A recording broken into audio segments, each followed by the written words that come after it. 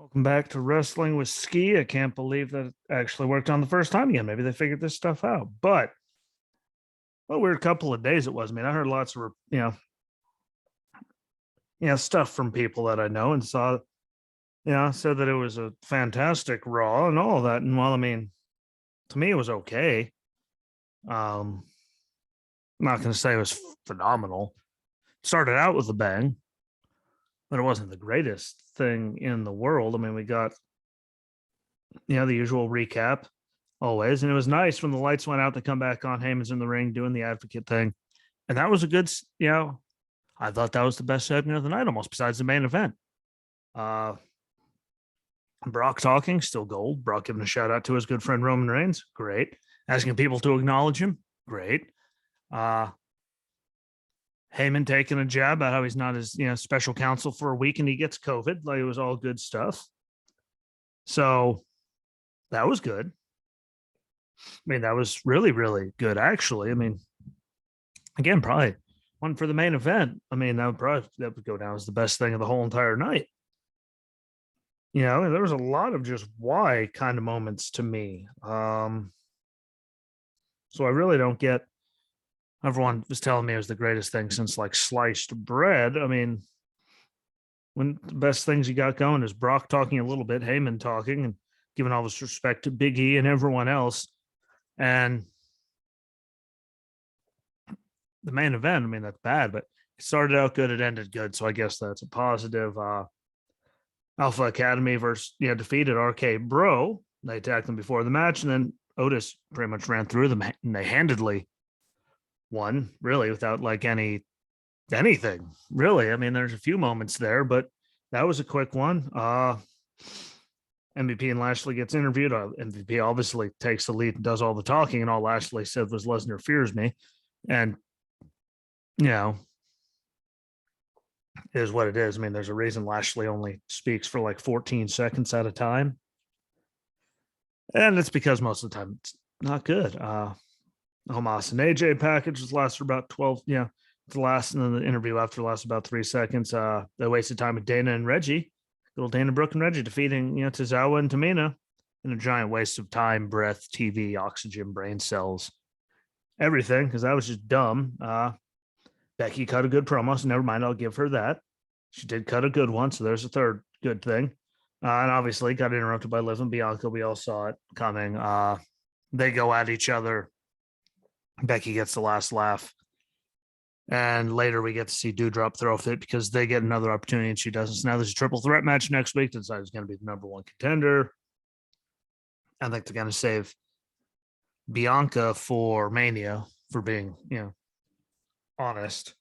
I think that's the more marquee match and moment, but we shall see. Carmella and Queen Zelina defeat Rhea Ripley and Nikki ASH in a quick and another waste of time. I think they're also quick and just I don't know how people found it to be good. I mean, there were some good, but then we go to the Street Profits defeating Apollo and Commander Aziz in another quick one. Like, there was lots of them. Damian Priest successfully defended the United States, championship against Dolph Ziggler. And if he got counted out or DQ'd like he has been, he would lose. And I'd say that was actually another highlight. So there's 4, because that was a great match. We all know what Ziggler can do, but Priest has come a long way. Priest is good. I dug it. A lot of people I know that weren't, into it finally come around, and he didn't get himself disqualified. They played all those parts in there, and they ended up winning the match. And again, it was a good match. So there's number 4. Sorry. Forgot there was 4, but in 3 hours, you should be shooting for more than 4 things. Don't make you want to rip your own eyeballs out. More Theory and Vince stuff, which I still don't like. Miz and Mariz.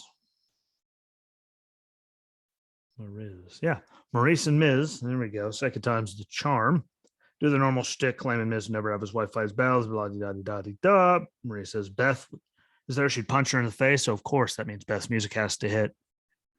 Her and Edge come down, make their entrance, and there's going to be a mixed tag match at the Rumble. I mean, it's a match, I suppose. It gets everyone involved. Maybe they're trying to get more eyeballs on it. I think it's a waste if that's all they're gonna do when we have someone like Johnny Knoxville in it. There's no offense. I mean, this is probably the least of all the things Edge has done since he's come back. This is the least thing that I'm into. Like, there's just, again, started out bad with a promo they pretty much stole from Punk and MJF. Tried to say they didn't, but I mean, it was right on there. All the usual stuff with Miz TV, the wedding vow thing, which is just dumb to even have it. You knew something stupid was going to happen. Like, there's just so much stupid. I'm not really into it. And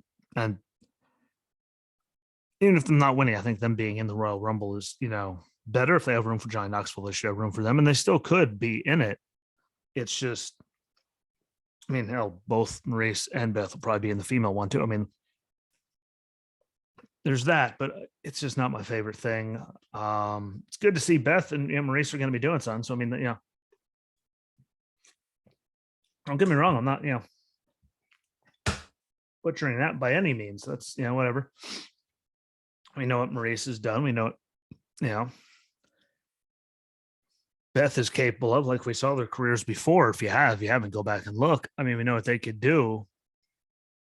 I just hope that this is it here and it doesn't drag on for a WrestleMania match because, Edge only has so much left. And no offense, it's not the best stuff he's done since he's come back. I think it would be a waste of a WrestleMania moment for him, especially if we're going to see it at the Rumble.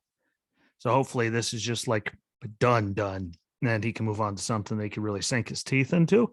Now, him and Miz together, single, like they could tear the thing down. I just hope that the mixed stuff is going to be done and that they make it better going forward if they do. But there's a lot of time in between now and Mania. So I don't see it sticking around, but I also can see it sticking around. Most of you probably can't too, because that's just what they do. But, it is what it is. At least they talked better this time. Omos obviously defeated AJ, and like who didn't see that coming. And then again, the main event, you got Big E, Bobby Lashley, Seth freaking Rollins, and Kevin Owens in a fatal four-way. They were supposed to have decide number one contendership, and it was a hell of a match. And we finally get to see Lashley and Lesnar, what they do with that going forward again, because everyone was hoping for that at Mania for a while now, and we never got to see it. So, this is going to be a one and done kind of thing. Who knows? We'll find out more tomorrow night when Lesnar's on SmackDown. It's amazing how Roman's clear now. And all the people are throwing out all kinds of rumors and weirdness. Like, yeah. Could I see them doing it? Yes. Should they go and fake it? No. Did they? Probably not. Just for all the build they did. But in a hell of a match, we get to see Lashley and Lesnar again. People are yelling about it last year. People have been yelling about it for years, and all the years Lesnar's been back and Lashley's been back. So I think this is the best time, or most appropriate time for them to do it, if not last year at Mania, which they didn't do. But with where Lashley is and, character-wise and all that, and Lesnar, I mean, it's like a perfect thing. So I'm down with it. I just want to see what they're going to do going forward and how that all plays out. And it could actually be a really good match. I mean, the way Brock's been lately, he's been more giving to me. Most people probably, I mean, barricades, tables, I mean, he splashes on the floor, like he's being much more giving. So, and Lashley's been having, when he was champion last year, and he's even making Hell in a Cell matches against Xavier Woods, which you expect was going to be, just a mauling. He actually let him do stuff, and it was a good match. So I think it'll be good. I think it'll be better than, Lashley and Goldberg, but see what they do with it going forward. Again, I figured they'd use that for how much everyone's been talking about for how long, that it would be a Mania type thing, but it doesn't always work out that way. So never know. Something stupid could happen. It could carry on. I don't know.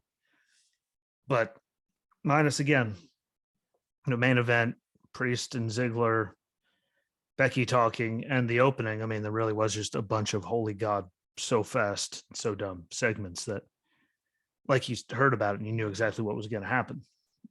I'm sorry, that does nothing to help anybody. So, one of my favorite cup of tea, but it wasn't a complete loss. It just wasn't as good as everyone told me it was going to be. If you took all the stupid out, like that was phenomenal.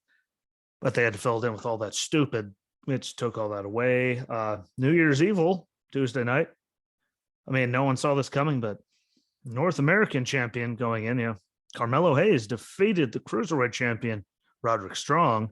And, Trick Williams is there, Diamond Mine was there, all that. But to unify the belts, so now it's just North American champion. I will say it was a great match, and no one, with all the people that were there, I don't remember anyone getting involved, which is such a good change of pace because normally, all that something stupid tends to happen. So that was really, really good. I liked Melo's shirt coming thing, rest RIPing, Roddy's title reign. It was a good touch. But we all saw it coming. Everyone knew the cruiserweight title was going to be going bye-bye, and Carmelo Hayes was going to be, the champion going forward. And we'd probably see Roddy out the door soon. And then they release more people. So I'm thinking he's going to be one of them, even though I think this is a really good run that he's been on.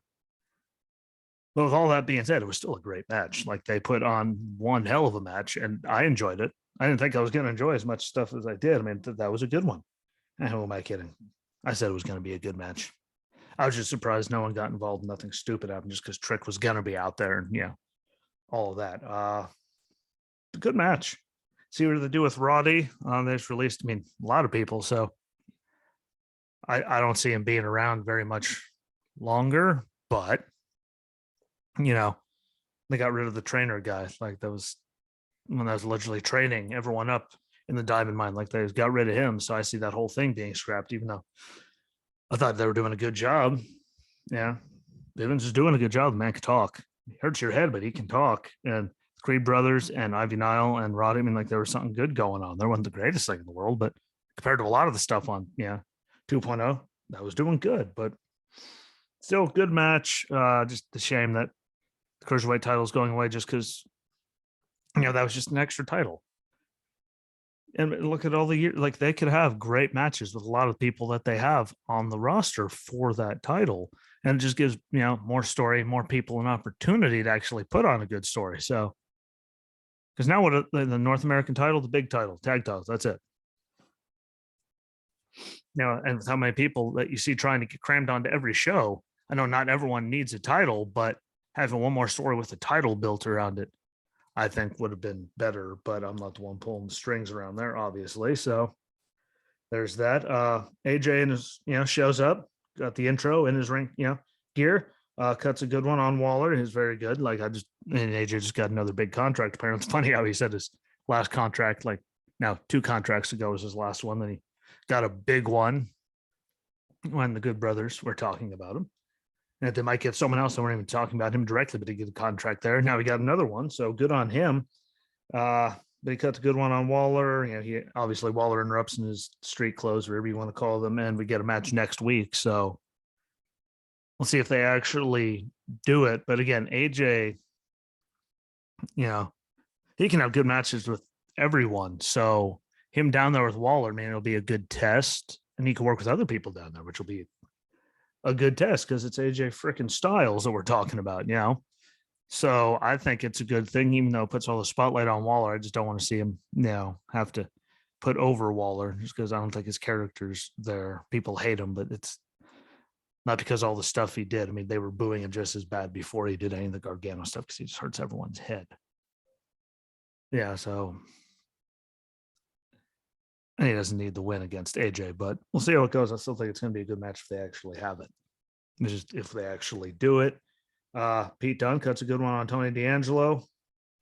And later on, we find out, before the main event gets going, that apparently Vince Russo is working there again. Only person I can think of that would come up with a crowbar on a pole match between Pete Dunne and Tony D'Angelo. It just sounds like a Russo idea. I know he's not there, but it really does. We had Judy Bagwell on a forklift match and Jared Tull on a pole. Their Viagra on a pole match. Like, there's been some dumb stuff. Like, so this just sounds like a Russo thing, which is sad, but I still think the match should be good. But as I digress, we still have to see the character Tony D'Angelo, which is the big problem for me.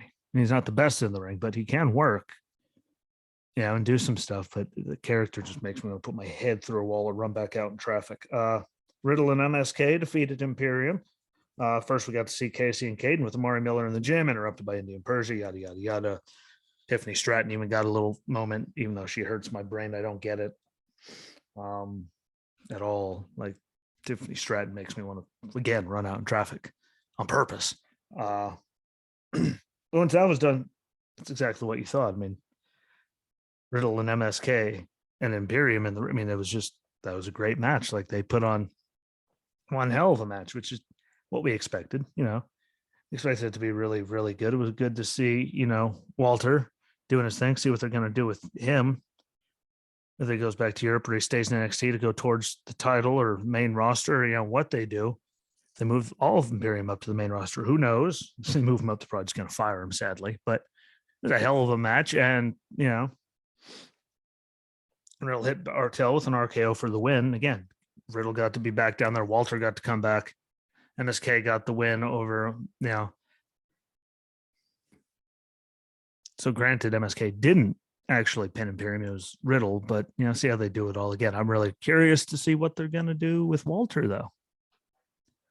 Does Imperium stay down there? Do they go up? Does Walter go up? Do they all? There's so much they could do with that. I'm really excited about that to see what they do going forward. Just because, no matter how you feel about Walter, the man can work. He might have had that, title reign might have been extended by months because of COVID and the restrictions over there and all that, but the man was still a great champion. But on great matches, no matter what he's in. So something you have to deal with. Gacy and Harlan waste more time with Mackenzie, but at least we got to see Mackenzie, which is good. They pulled a helicopter entrance for Mandy like they did Charlotte or Mania, whatever. Elektra Lopez, next week, Zion Quinn versus Santos Escobar, and the winner gets her, whatever. Mandy Rose did successfully defend the NXT Women's Championship against Raquel Gonzalez and Cora Jade. My only real takeaways were all bad things for Cora. Everyone had their moments, but like when Raquel dropped Cora on the top rope on her throat, did all that. You could see that Cora was like 12 feet away from it, didn't come anywhere near, but still did it. Played it off like it happened, even though it was clear as day.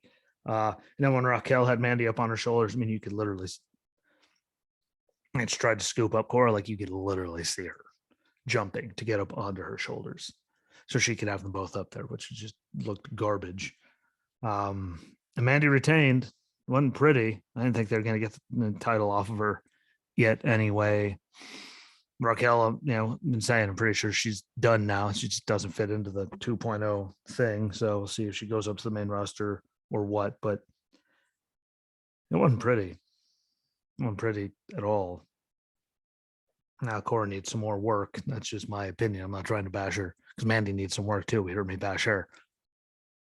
But that's simple things everyone does. And you made it look bad. Andre Chase gets interrupted by Von Wagner, and Wagner attacks him, the student, some dumb kid in the crowd, like all that. It was a waste of time. And then finally, Braun Breaker did defeat Tommaso Ciampa to become NXT champ. We all saw it coming. It was still a good match. There was false finishes and all that. Which is what you need to tell a good story. And Breaker did put on a good match, and it was good to see, Rick, Steiner come out and celebrate with him after it went off air. Like that was a good, moment family wise. He made it, which is exciting. It was weird to see Breaker in all black and Ciampa in the more 2.0 colors, but that happens. And having Ciampa tap out to him, which we never saw Breaker really even do any submissions with Ciampa, who like pretty much never taps out to anything. To me, it was just an extra kick in the nuts and the final dagger in what black and gold was. I don't know what they're going to do with Ciampa. Are they going to let him come after him for a little, for a rematch or something? Is he going to go to the main roster? Is he going to, retire and be done with it all?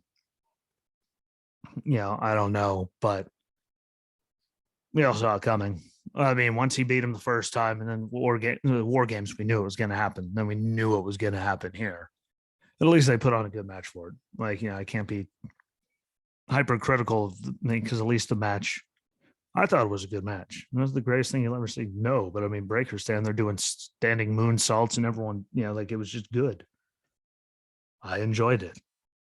Do I think it's, wrong to get rid of everyone that's been there? Yeah, because you need that stuff, like that experience there. to help give these people experience, put on all this stuff and keep building people. But I mean, they got to do what they got to do. And like then after that was done, they released Timothy Thatcher, Danny Burch, and people like Road Dogg and Regal. I mean, that's pretty much just purging anyone that had anything to do with Black and Gold and getting it over with. And those weren't all the people. Again, the guy that was the trainer of Diamond Mine, he's gone too. Like there's a lot of people on that list, but Road Dogg and Regal going. Maybe they asked to be released. Like, well, we done, whatever. I don't know, but yeah. Seeing Regal and Road Dogg, that was the one that sucked. I mean, I like Thatcher, didn't like Danny Burch, didn't care about the guy in Diamond Mine. A lot of them. Thatcher was doing his thing with champions on the world, doing all that, and then, well, boom, he was just gone. You never saw him again. So again, there could be people asking. You never know with all that, but seeing Regal and Road Dogg, I mean, that really is the end of an era, and it was a great era. So enjoy NXT for where it started, that stupid contest show and all that, to what it became at Full Sail, to what it is now. Like enjoy that run until it started. And I saw people saying, well, they're probably going to get rid of Black and Gold NXT off the network too at some point, so you can't even see that, and who knows. But yes, they're trying to literally, seems like, erase it all, like it never happened. But it was a good night. Andre Chase thing, like, that was dumb and didn't need to happen. Like they could have waited for just a regular one. At least Elektra Lopez, made a match, and I think Zion Quinn and Escobar are gonna have a great match, so I'm okay with that too. There was a lot less stupid involved in 2.0 than there was Raw. I know there's more time to fill, but I mean, you could at least not put together like 4 or 5 just wasted matches every Raw. Like, it's weird. So that one won better. And then Dynamite's TBS debut. I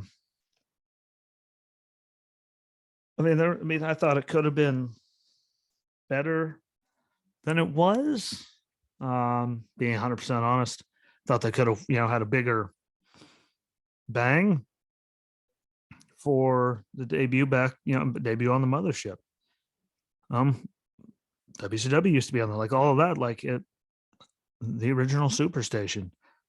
I thought it could have been better. I mean, it started out great. Cowboy, defending his title successfully against Bryan Danielson. They had the stupid judges thing, but I mean, they had Mark Henry, Jerry Lynn, and Paul White doing that, and they didn't end up needing them. So at least it was like, wasn't dumb stuff like we all probably expected. And it was a great match. I don't know why there always has to be blood, and I don't think it lived up to the first one, but Cowboy got the win. So nice, clean 1, 2, 3 in the middle of the ring. Bryan finally lost one. It's still, the matches he did with Cowboy made everyone 100% believe in Cowboy. Like, it did what it was supposed to do, made him look really, really good in all the stuff he was doing. So I was okay with that. One of the greatest, again, it wasn't as good as the first one, in my opinion. Everyone has a different opinion. So I try and tell people what to think, but I thought the first one was just a little bit better. It was hard to live up to that. So, started off good. Max Caster doing this, rap and all that with, the Acclaim there. I don't know what the hell he was looking at the whole time. Like, he kept looking off camera, so who knows? But that was there. Captain Shawn Dean defeated MJF when Punk ran down and attacked him, so that Dean would win the match against MJF by disqualification. So there's a loss for MJF, puts the story forward, and I thought it was the best they've been on the mic since the first time. When they first got together, it was weird. After the first time, I should say. Like, the first one was good, then Edge and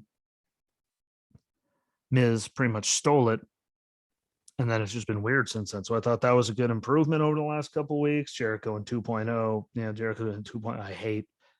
Eddie and them came out, set up a match for next week. So there's that. Adam Cole, Kyle O'Reilly, and Bobby Fish backstage. Cole calling out Jake Atlas and then making that match for next week. I mean, I really don't care. You heard me on this show repeatedly, if you've been listening for a while, saying we need to get rid of Jake Atlas. What the hell is he still in NXT for the longest time? So I'm really not even looking into it. Sorry, never was a fan. And Kyle called Brandon Landon, so that happened. Wardlow defeated Antonio Zambrano. Sean Spears attacked him before the match. Wardlow hit 5 power bombs. It was a normal thing, but again, MJF said in a match between Wardlow and Punk next week, so we should actually get to see Wardlow have like a real match. I don't know who the hell's going to win. Yeah, I don't get to pick that, but it'll be good. They'll actually force Wardlow to have like an actual match, which none of us will complain about. We'll actually get to see what he could do because he's had, a lot of really fast, really, really fast matches. So just a bunch of power bombs. I mean, it doesn't really count, but we'll see how it goes there. I think it'll be a good one. Punk might not be where he was, but he's still going to have to let us see what Wardlow can do. So I look forward to that. Jade Cargill defeated Ruby Soho to become the inaugural TBS champion. We all saw it coming, and Jade won with an ugly jaded off the second rope, I believe it was. But who didn't see it coming? They weren't going to have Ruby beat her. We all knew that, and she's putting in the work. I mean, Jade Cargill is, presented better and does better than a lot of the women on the roster. So I'm not complaining at all about that. It just, we all saw it coming, and that jaded off the rope is just ugly. Later on, Ruby, is getting interviewed with Shivani. Britt and them interrupt. Rio makes the save after they attack her. The same useful. I mean, they do it. They seem to do it like every week or so. Something like that always seems to happen. But is what it is. JR interviewed Serena Deeb, and Deeb said her piece, and now we get to see her and Sheeta next week again, which I'm okay with as long as they don't do the same thing over and over again. Shocker, Malachi Black defeated Brian Pillman Jr. with Julia Hart there with her eye patch. After the match, Malachi Black attacks him. Here come the Lucha Bros running out. Lights go out. Lucha Bros never standing in the ring, and Malachi's then on the ramp, so they switch spots. So, and now I can't even say we'll see where they go with that after what happened in the main event, where the Lucha Bros lost the tag titles to Jurassic Express, giving them their first ever title reign.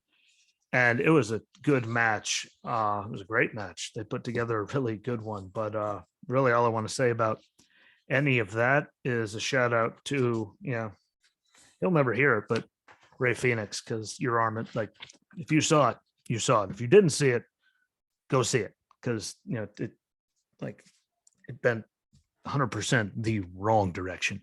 And that looked like it hurt, and that totally sucked, which is going to put them out of action for God knows how long.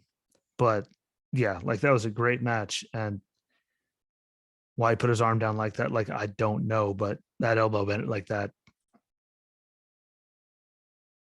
looked like it was painful and like it completely sucked. So again, if you haven't seen it, go see it.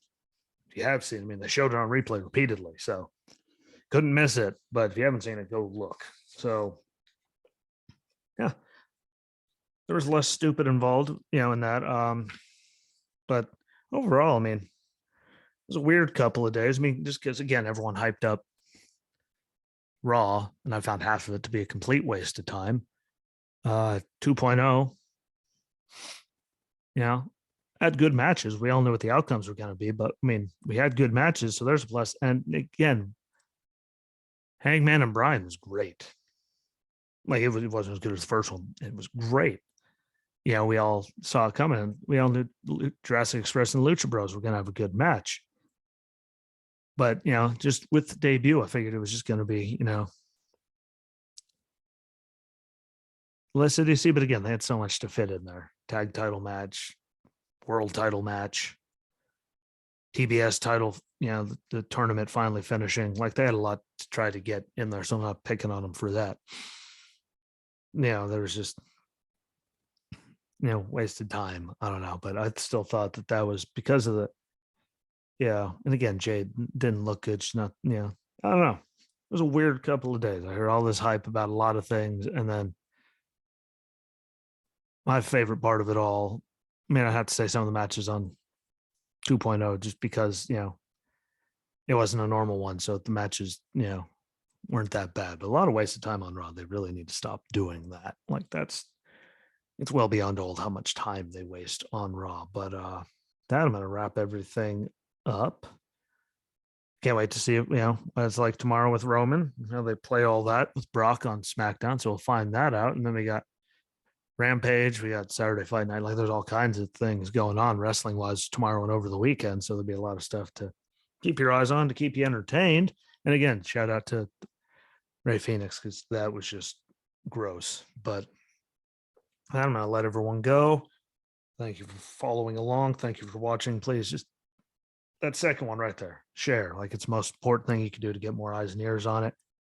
Because it only takes a few seconds to share everything to anything. So do that for me. I'll keep doing this for you. Enjoy your Friday and your weekend. I'll be back on Monday to go over everything that happened over the weekend. So enjoy yourselves, be good to each other, share this out, and follow along on all the platforms. And like always, my friends, peace.